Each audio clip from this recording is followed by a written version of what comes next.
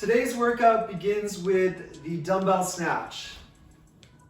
The dumbbell snatch, we have a single dumbbell, a single arm holding onto that dumbbell. We've got our feet in a squat stance, shoulder width apart, feet straight ahead. We're gonna hold the dumbbell right in the center of the body, push the hips back, keeping the chest up, bend the knees, bring the dumbbell towards the floor. You don't quite have to touch the floor.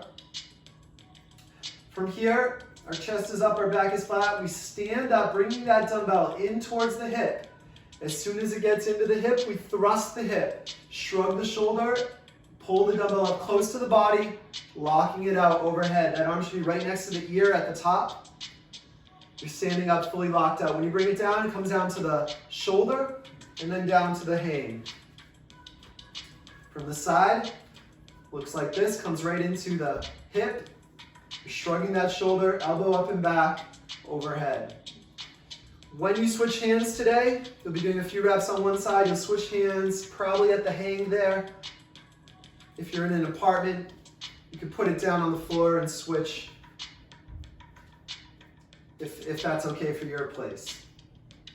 If you don't have a dumbbell today, you can use a two-handed object, a backpack, some kind of bag could work. Just gonna have two hands on it, get into that same position down there.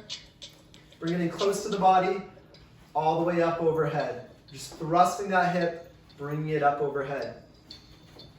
If you have a plate, it works just like that. You're flipping that plate over to get that overhead position.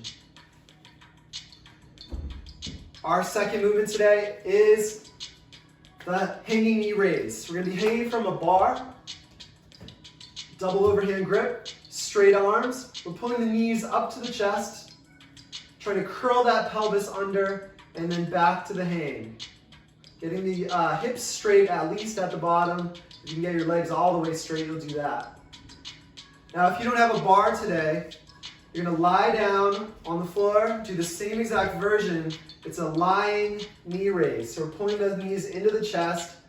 On the floor here, you can pull your hips up even better off the floor perhaps. Curl your rear end up, get your knees a little closer to your chest than you did on the bar. Our final movement today is the jumping jack. Jumping jacks just like you did when you were a little kid. You're hopping your feet out to the side, your arms go out to the side, and you touch your hands up above your head, just like that.